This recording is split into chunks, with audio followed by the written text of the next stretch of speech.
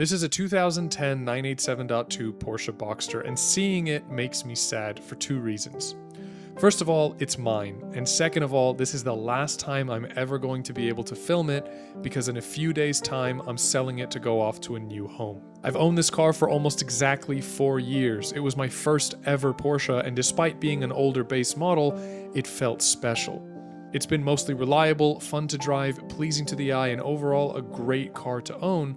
So the question becomes, why sell it?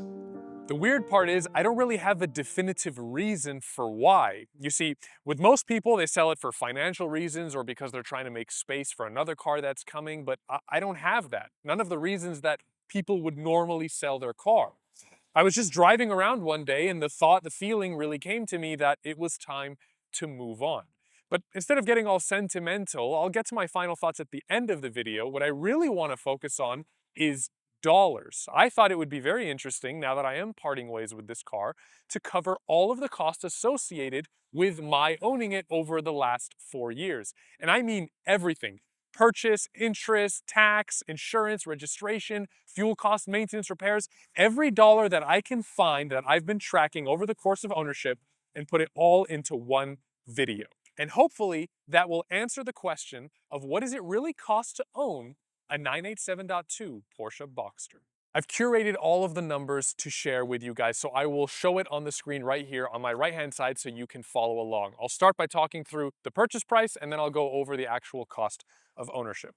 Now, the purchase price of the car, not including taxes, interest, and all that jazz, was $31,824.48. Now, I bought this car in October of 2021 from a Porsche dealership as a CPO car. I financed it for 72 months at an interest rate of 2.99%. So my total interest charge over the course of the loan was $1,714.82. And my tax, based on the purchase price, was $2,896.41. Now, when you factor in that I put a $5,200 down payment and I made only 66 payments, I didn't make the full 72, I was making larger payments as I progressed through, my total cost to the point where the title was in my hand was $39,906.70. That's what it cost me to buy this car with everything included from interest, tax, down payment, purchase price, all that. What about actually owning the car? Everything other than the actual cost of buying it. Well, over the 4-year span that I owned the car, the maintenance and repair cost me $2,392.15. That's maintenance and repairs. The only real repairs that I had was the PCV valve leak, the convertible top needed some minor maintenance, and then I replaced the spark plugs and the ignition coils to fix a misfire that it was having on one of the cylinders. But there is a caveat. I have a relationship with a Porsche dealer, and I was buying the parts from FCP Euro, providing them with those parts and just paying them for the labor. So I didn't just take it to the dealership every single time and have them do everything. That's how I was able to keep the costs so low. As far as registration, again, 4 years, I had to do the smog check twice for a total cost of $1,918. Insurance varies. I mean, I went from different insurance providers over the course of owning the car, and the price would fluctuate.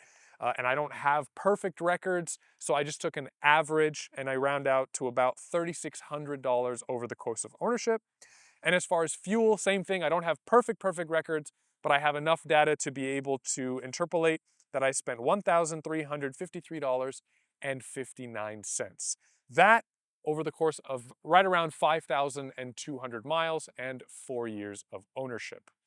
That gives you an average cost of ownership per year of $2,272.99, an average monthly ownership cost of $192.99, and a cost per mile of about $1.78. So if I take all of that information and add it together, every penny that I've put out of my pocket into owning this car, between buying it, maintaining it, insuring it, registering it, everything, I have spent $49,170.44. Now, I'm going to leave that up to you guys if you think that's way too much, way too little.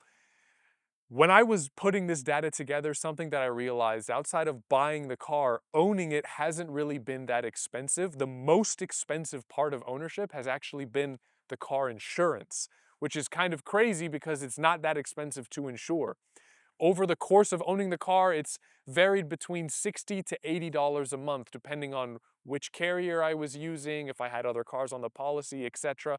It was a very fluid pricing, but that's pretty cheap for a car, and that's full coverage. I'm not just doing liability. Obviously, I had a loan on the car, and I had to meet all of the requirements of insuring a car that was owned by the bank. So I actually spent more on insurance than I spent on maintenance, repairs, and fuel over the cost of ownership. Numbers done, what are my final thoughts on ownership? Well, all things considered, I'm disappointed, and not in the car, but in myself. I didn't drive it, and in neglecting to do so, I made owning the car nonsensical. We buy these cars because we want to enjoy them, and we enjoy them the most behind the wheel, and I've really only had a taste of what made it great. At the 2-year mark, I made a video talking about how I didn't drive it enough, and over the 2 years to follow, I drove it even less. Now, by the time of recording this voiceover, the car has gone to its new home, and I've had about a week to live with the decision, and my takeaway is this: I never should have bought it. I should have waited until I had a mindset where I could actually enjoy it as it was intended. Be mature enough to drive it without worrying about inconsequential details like rock chips or mileage. So often people obsess over these things to preserve value, but the reality is you're going to lose money no matter what, because you have to pay for things like tax, insurance, registration. The numbers don't lie. Outside of the purchase, most of my expense had nothing to do with driving the car, and even though I sold it for nearly what I bought it for MSRP, I still wound up losing almost $20,000 for a car I hardly have any memories behind the wheel with. All of this to say, I wish I would have driven it more. I wish I had more miles, more rock chips, reached the point of bald tires, wore out the clutch, and made my mark on the leather seats, because at least then I'd be able to feel like it was all worth it. I hope in the future I don't make this mistake again, and don't let silly things like depreciation get in the way of enjoying the passion we all share.